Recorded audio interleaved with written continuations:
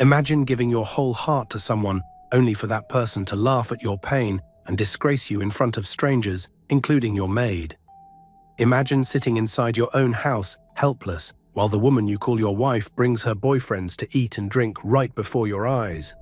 This is the sad story of Richard, a man who became crippled after a terrible accident, and the wicked wife, Vivien, who insulted and humiliated him every single day.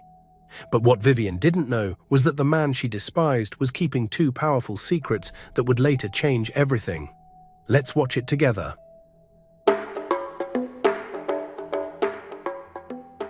Richard was the kind of man that made people whisper in the neighborhood.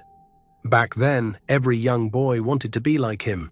Strong, hard-working, and generous, he lived a good life. People respected him, and women admired him. But life doesn't give warning before it hits you. One rainy evening, while Richard was coming back from work, a careless driver lost control of his lorry. The sound of the crash was like thunder. When the dust cleared, people were running, shouting, and crying. Richard survived, but his legs did not. After many months in the hospital, he came back home in a wheelchair. The strong man that once stood tall now needed help just to move from one corner of the house to another. He thought his wife, Vivien, would stand by him. She was beautiful, attractive, and had once sworn before God and man to love him in sickness and in health. Richard trusted her. He believed she would be his strength when his own strength failed. But he was wrong. At first, she pretended to care. She helped him to bed, cooked his food, and gave him water. But soon her sweetness disappeared. Vivien's mouth became sharper than a blade, and her heart harder than stone. "Look at you," she would hiss disgustingly. "A whole man, now sitting down like wood. What use are you to me again, Richard? Tell me." Richard never answered. He only bent his head, hiding the tears that wanted to fall. The insults didn't stop there. Vivien made sure their new maid, Sandra, witnessed everything.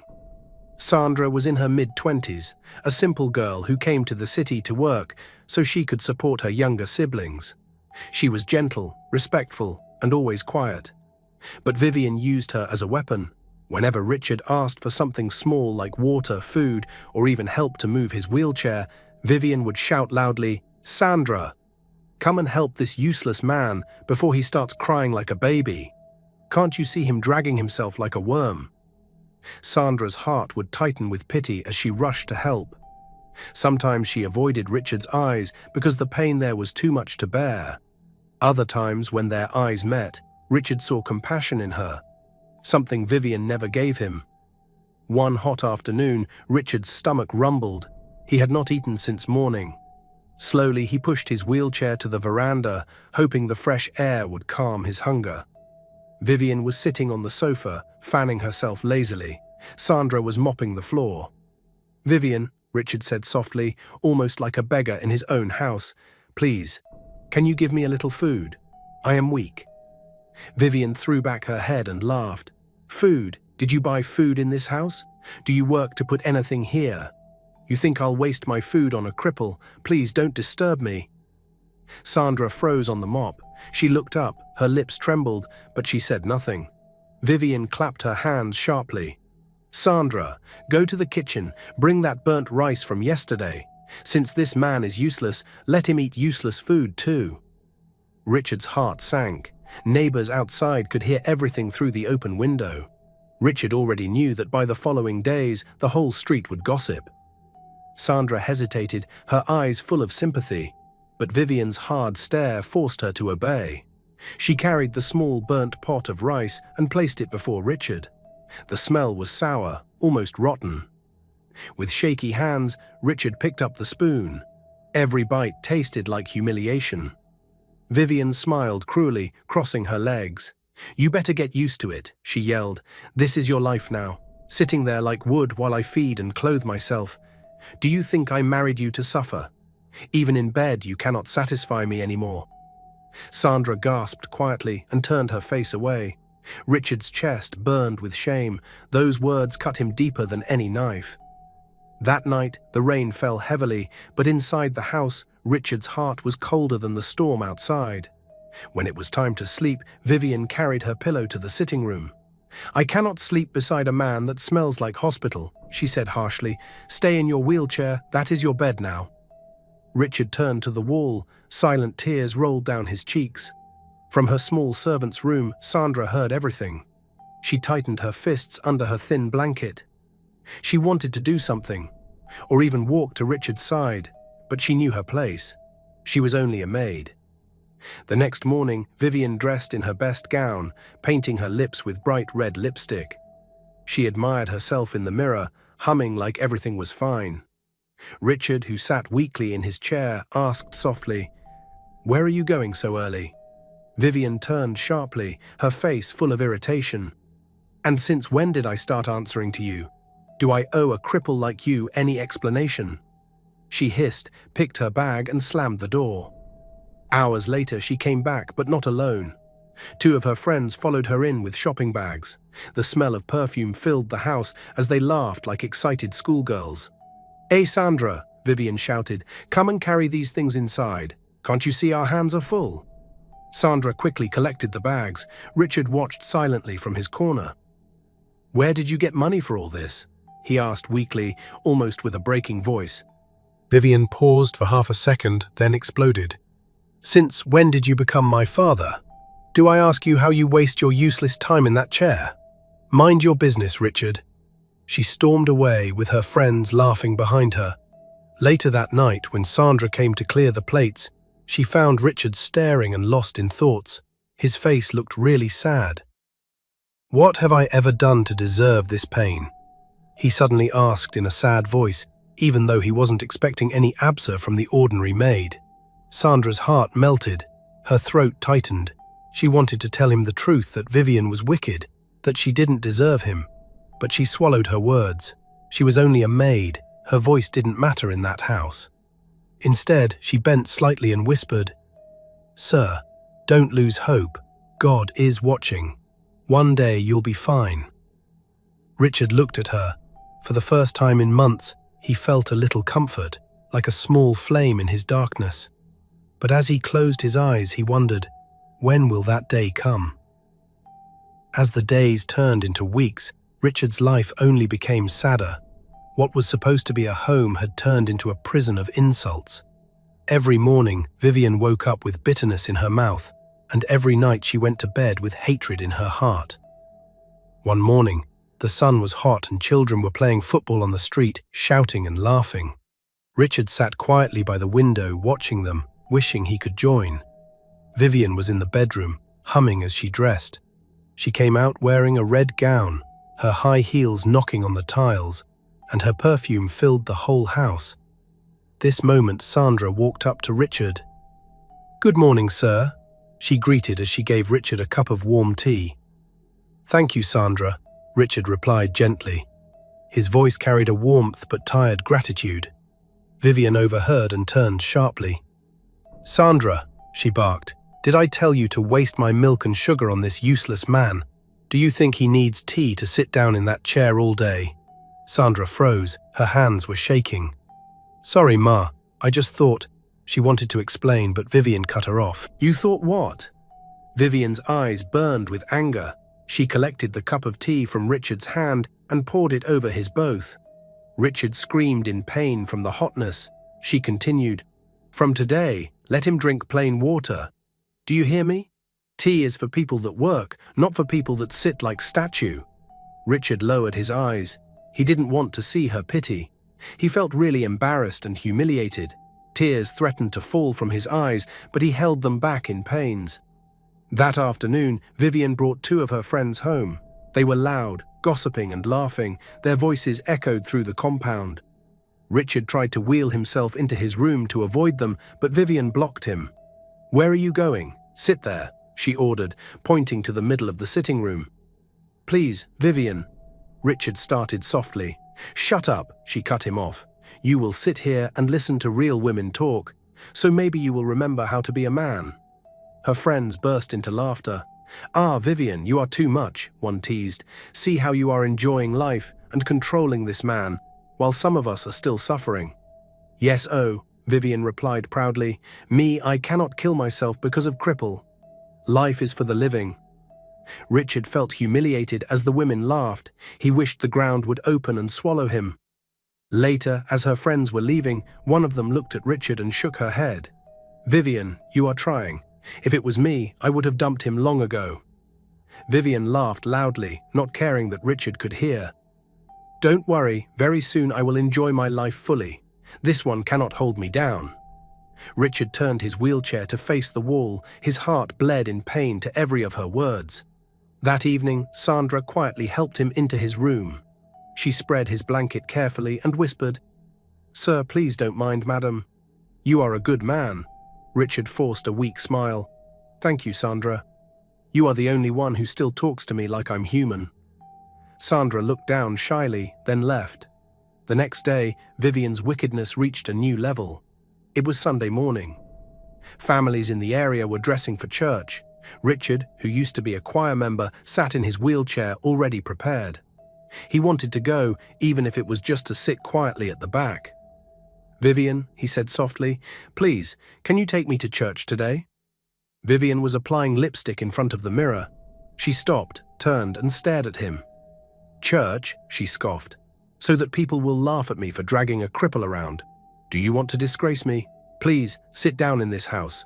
God is everywhere, and he can see you from here." Richard felt broken. His chest ached, but he said nothing. When Vivien left, dressed in fine lace, Sandra came into the sitting room and gently placed a hand on Richard's lap. "Sir," she whispered, "don't worry. God still hears your prayers." Tears filled Richard's eyes, but he blinked them away. Later that week, Vivien started bringing strange men to the house. They were well dressed, smelling of expensive perfumes. One of them even patted Richard on the shoulder like he was an old friend. "Oh, sorry, man," the man said mockingly. "Life isn't balance, but that's how it is." Vivien laughed softly, holding onto the man's arm. "Sandra, bring us drinks, and make sure this one," she pointed at Richard, "does not disturb us." Sandra's face burned with anger, but she obeyed quietly. Richard sat in silence, watching his wife flirt openly in his own house. It was unbelievable and heartbreaking, but there was nothing he could do. That night, when the man finally left, Richard wheeled himself into the bedroom as Vivien was removing her jewelry in front of the mirror. "Vivien," he said softly, "what are you doing to me? Have I offended you? Has it gotten to this?" Vivien laughed coldly. "Offended me? Yes, you have. You are my biggest offense, Richard. If not for that accident, maybe I would still respect you. But now, you are nothing, just a burden I regret carrying." Richard's heart felt like it would stop. He turned away with tears, real heartfelt tears burning his eyes. Days passed, and Vivien's cruelty only grew worse. She forced Sandra to wash Richard's clothes outside in the open yard so that neighbors would see. She ordered Sandra to serve him burnt food, anything to disgrace him. One evening, when Richard tried to wheel himself to the kitchen for water, Vivien blocked him. "And where do you think you're going?" she barked. "I just want water." Richard's voice cracked. Vivien hissed, "Sandra, give him water in that old broken cup. Let him drink like the beggar he is." Sandra obeyed, but her eyes burned with quiet anger as she placed the cup in Richard's hands. That night, when Vivien was asleep, Richard whispered in pain, "I don't know how much I can take anymore. Sometimes I feel like dying will be better." Sandra's heart squeezed. She knelt by his chair, almost crying with him. "Sir, please don't say that. You are stronger than you think. She cannot decide your fate. One day you'll be well again." Richard looked at her closely, and this time he saw not just pity, but something else in her eyes. Like respect, maybe even care. He swallowed hard and nodded slowly. But what neither of them knew was that Vivien's wickedness had not even reached its peak yet. The house that once echoed with laughter now carried only the sound of insults. Every corner of Richard's compound smelled of bitterness. He used to wake up each day with hope, but now mornings felt like punishment. One morning, Richard woke up weak, his head was hot, and his whole body was in pains. He coughed until his chest hurt. "Sandra," he whispered faintly. Sandra rushed in from the kitchen. "Sir, what is it?" she asked. "I don't feel well. Please, can you give me little water?" Sandra quickly poured a cup and held it to his lips. His hands were shaking as he drank it slowly. Just then, Vivien entered the room. She wore another fine dress and her wig bounced as she walked. She stopped, her face twisted in irritation. "What is this again?" she yelled. "Ma," Sandra said carefully, "Ogre is not feeling well. I think we should take him to hospital." Vivien's eyes widened in surprise. "Hospital?" she mocked. "With which money? You expect me to waste my sweat on him again? Let him stay there. If it's his time, let him go." Sandra gasped quietly. Her hand tightened on the cup, but Richard managed to speak. "Please, Vivien," he begged weakly. "Don't talk like that. I just need small care." Vivien hissed loudly. Even the neighbors could hear. "Care? I should care for you. Did I marry you to become nurse? Sandra, leave him. If he wants to die, let him die." She turned and walked out, slamming the door. Her reaction broke Richard even more. Sandra knelt beside Richard with tears in her eyes and whispered, "Don't worry, sir. I'll do my best to care of you." For the next few days, Sandra secretly nursed him. With her little savings, she cooked pepper soup, wiped his sweat at night, and prayed quietly for him. But Vivien noticed. One evening, she returned home with another shopping bag and found Sandra sitting beside Richard, fanning him gently. "So this is what you now do in my house, En?" Vivien shouted. "You and this useless man are now playing husband and wife behind me. Sandra, I warned you. Your job is to cook and clean, not to sit with Cripple." Sandra jumped up, shaking her head. "No, Ma, it's not like that. He was very sick, so I—" "Shut up," Vivien yelled. "From today, if I see you near him again, you will go back to your village empty-handed, useless girl." Sandra nodded in fear. Richard tried to defend her. "Vivien, please, don't talk to her like that. She didn't go anything bad. She was only helping me." Vivien turned quickly to him. "And since when did you start defending Maid against me? Oh, is she your new wife now? I see. You disgust me, Richard. I regret the day I followed you to church." Richard's heart broke into 1,000 pieces. He couldn't say any more word. The next weekend, Vivien's wickedness went higher. She invited another man into the house. Richard was in the sitting room when they entered. Vivien did not even try to hide her joy. She held the man's arm like a young girl in love. "Baby, sit down," she said sweetly, guiding him to the sofa. "Sandra, bring drinks for us." Sandra came from the kitchen. Her eyes widened when she saw the man. She glanced at Richard, who sat in his wheelchair like a shadow. His eyes looked lifeless, his lips pressed together. The man smiled mockingly at him, pecking Vivien in a lustful manner, and whispered something faintly to her ear. Vivien laughed loudly, hitting the man playfully on the chest. Richard could not breathe. His chest felt tight as he watched his wife disgrace him in his own house. When the man finally left, Richard wheeled himself slowly into the bedroom. He opened the drawer where he kept old documents, searching for something to remind himself he was still a man. His shaky hands touched land papers, certificates, business files. He pulled one out, staring at it with blurry eyes. Vivien walked in suddenly. "What are you doing?" she demanded. Richard quickly hid the file. "Nothing, just looking," he pretended. Vivien's eyes narrowed. "Don't waste your time. Those papers cannot give you legs again. They cannot make you man again. Forget them." She snatched the file and pushed it back inside the drawer. Richard bowed his head. That night, he lay awake, staring at the ceiling. He couldn't close his eyes, couldn't sleep. Inside his chest was a raging storm. "Sandra," he whispered as she passed his door with a bucket of water. "Sir?" She came in quietly. Richard's voice trembled. "Do you believe I can walk again? That all this—" His voice broke. "All this will end someday." Sandra's eyes filled with tears. She knelt by his bed, shaking her head. "Yes, sir. You are still alive, and God is not done with you. Don't let Madam's wickedness push you to give up. You are bigger than this pain." Richard turned his face and looked at her. He couldn't control his emotions any longer. He broke down and cried bitterly. He couldn't believe the very woman that exchanged those wedding vows with him would be the one causing him such undeserved pain. It really hurt, but there was still nothing he could do in his situation. And deep inside, he wondered how long a man could carry shame before life itself crushed him completely. That evening, Vivien came home with another man. This one was different from the others. He looked younger, flashy, and proud. He carried her shopping bags into the house while she laughed like a spoiled schoolgirl. Richard was in the sitting room, but Vivien didn't care. The young man laughed loudly and then spoke cruelly. "Why are you still keeping him here? Throw him out so we can enjoy life together." Richard's jaw tightened. He wanted to retaliate, but he kept quiet. He had learned that silence can cut deeper than words. Sandra placed the food Vivien ordered her to bring on the table. Her hands trembled. She glanced at Richard, who was staring at the wall as if he wasn't even in the room. After the man left, Vivien came back to the sitting room. Richard turned his chair toward her, his voice calm but firm. "I know you hate me, Vivien, but one day your wickedness will return to you. Remember, life does not stay the same forever." Vivien rolled her eyes. "Please, keep your crippled proverb. Life has already changed for you.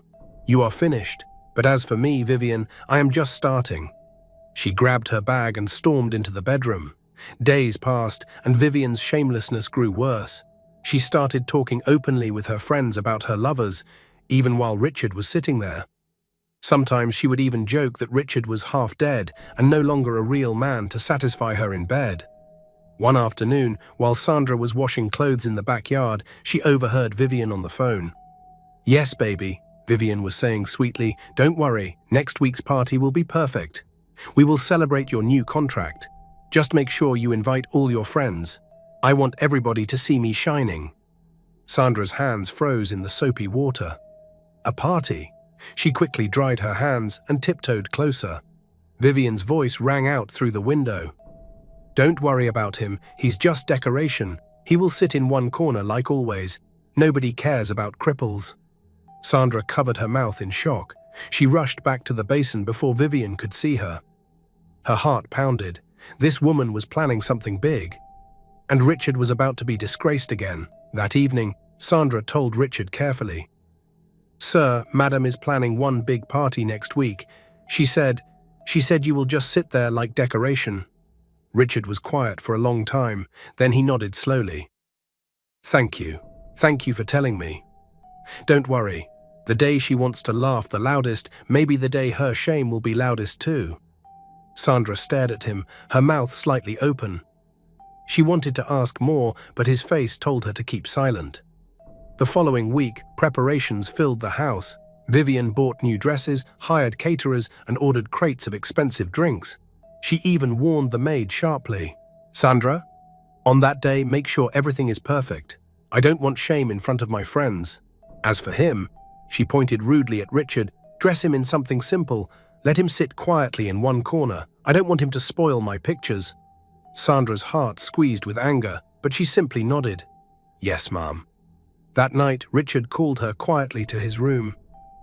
"Sandra," he said in a low voice, "on that day, I want you to stay by me. No matter what happens, don't leave my side." Sandra frowned slightly, then nodded. "Yes, sir. But why?" Richard looked into her eyes for a long time, then whispered, "Because truth cannot hide forever. Even lies get tiring one day." The long-awaited Saturday finally came. From morning on, Vivien was moving up and down, shouting and giving orders like she was the queen of the house. Caterers arranged tables in the compound, loud music blasted from big speakers, and expensive drinks filled the crates. Neighbors gathered at the gate, peeping and gossiping. How can Vivien organize such a thing in her husband's house? She's flexing while her husband is inky suffering in that wheelchair. Inside, Richard sat quietly on his chair, wearing a simple shirt and trousers. His face was calm, almost too calm, like someone who already knew what others didn't. Sandra stood beside him, helping to arrange his clothes. She bent and whispered, "Sir, are you sure you're okay?" Richard gave a faint smile. "I'm fine, just stay by me like I told you." By afternoon, guests started trooping in. Vivien's boyfriend, Henry, entered boldly. He was a flashy man in his late 30s, wearing a designer suit and a flashy wristwatch shining on his hand. Right there in front of everybody, he kissed Vivien on the cheek, as if the husband in the corner didn't even exist. "My baby," Vivien shouted, holding him tight. "Welcome. Today we'll scatter this party." Henry laughed loud, greeting his friends. "Everybody eat, drink. Today is an enjoyable day." Vivien's friends surrounded her, admiring her dress, her necklace, and her makeup. She posed for pictures, smiling wide. From time to time, her eyes moved to where Richard sat, and she smiled. "Take a look at him," she whispered to one of her friends, "just sitting there like decoration. This is my real life now." The party was sweet. There were plenty of drinks, food, laughter, and music, but through it all, Richard sat quietly, with Sandra by his side. She noticed how his eyes scanned the crowd, like he was waiting for the right time. Then it happened. As Henry lifted a glass to toast, Vivien pulled him close and shouted with pride, "To my real man, the one who makes me happy. Forget that cripple there, this is the man of my dreams." The whole place went silent. Some people gasped, some laughed nervously, others looked away in shame. Every eye turned to Richard. Sandra's chest tightened. She wanted to cry, but just then Richard sat straight in the chair, calm. Slowly, he rolled his wheelchair forward to the middle of the compound. The music stopped. The whispers grew louder. "Vivien," Richard's voice came out strong, louder than it had been in months. "You have disgraced me enough. You mocked me. You insulted me, even before strangers. But today the truth will speak." Vivien hissed. "Which truth? Please go back to your corner before you faint here. Don't spoil my party." Richard raised his hand. Just then, 2 black SUVs stopped outside the gate. Men in fine suits stepped down, carrying briefcases. The crowd gasped. The men walked straight to Richard and bowed. "Sir, we are ready." The compound fell silent. Vivien's smile disappeared. Richard turned to the crowd and spoke. "For months, I stayed in this chair, hiding who I really am. I wanted to test the woman I called wife, to see if she would love me for me, not for money. Today, the test is finished." He nodded to one of the men. The man opened a briefcase full of money, documents, and photos of houses, cars, and companies. People shouted in shock. "I am not poor," Richard continued. "I am a billionaire. I own houses in Lekki, Abuja, and abroad. I own companies Vivien cannot even pronounce. But I hid everything, just to know if she truly loved me. Now I know the truth." Vivien staggered back, her eyes opened wide. "What? Richard, tell them you're joking," she stammered. Richard's eyes burned. "Do I look like I'm joking?" he asked. Henry dropped his glass, shocked. "Wait, you mean he is—" "Yes," Richard said firmly. "I am everything Vivien mocked me for not being, and she is nothing but a lesson in betrayal." The murmurs grew louder. Vivien's legs shook. She held her chest, but Richard lifted his hand again. "Wait, I'm not done." The crowd became quiet. Richard placed both hands on his wheelchair. Everybody watched, confused. Then, to Vivien's horror, Richard began to rise. One leg straightened, then the other. He stood tall, his back straight and his eyes blazing. Vivien screamed. "Jesus! Richard, you can walk?" Gasps filled the air. Some people even covered their mouths in shock. "Yes," Richard said in a thundering voice. "I can walk. I have been fine for months. My doctor," he pointed at a man in suit, "told me long ago that I was healed. But I told him to wait for this very day." He turned to Vivien. "Today is the day. I reveal the truth. I am not crippled anymore, and I am not poor." Vivien collapsed, crying on the ground. "Oh my God, my enemies have finished me." Richard's lips curved in a cold smile. "No, Vivien, you finished yourself. My condition was the test. My silence was the trap. Your wickedness destroyed you." The crowd shouted. Some laughed at Vivien's disgrace. Vivien's makeup became messy on her face as she begged. Her lovely boyfriend, Henry, hissed, grabbed his car key, and walked out, leaving her on the floor. The shame in that compound was not for Richard anymore. It was Vivien's. Then Richard turned to Sandra, who stood silently still, shocked, with tears running down her face. "This young woman," Richard said, "was the only one who stood by me. She respected me when my wife spat on me. She gave me strength when I wanted to die. Today I honor her." Voices erupted again. Vivien cried out, "No, Richard, please, you cannot—" But Richard cut her short. "Keep quiet. Your chance is gone. From today, I am free from you." He stretched his hand to Sandra. She trembled, then slowly placed her hand in his. The crowd clapped, shouting, "God has caught her, serves Vivien right." Richard looked at Sandra softly. "Thank you for seeing me when I was invisible. From today, you are no longer a maid. You are my partner, my love." Sandra shook with emotion. She wanted to say something, but the words stemmed heavy in her mouth. Finally, she stammered, "Sir, I don't know what to say." "You don't need to say anything," Richard whispered. "I will show you the same love you showed me." Sandra nodded, and uncontrollable tears dropped from her eyes, and she nodded calmly. The crowd cheered. Vivien cried on the floor, but nobody looked at her again. Richard lifted his chin and spoke this last time. "Never look down on anybody because of their condition. This should be a lesson to you all. Life can change in one day. The wicked will fall, but those with good heart will rise." He walked forward strongly, holding Sandra's hand. For the first time in years, he felt alive. He had lost, but in the end, he found something greater: true love. And Vivien? She remained on the cold floor, drowning in her own shame. My dear, life can change in one single moment. Richard lost his strength, and even his marriage, yet in the end, he found something more: true love. His ungrateful wife, Vivien, was left to drown in disgrace, while the humble maid, Sandra, found love that was real. Remember this: never judge a person by their condition, because you don't know the battles or blessings they carry in silence. Have you ever been humiliated because of one condition or situation you found yourself in? Tell me in the comments below. I'm reading everyone's comment.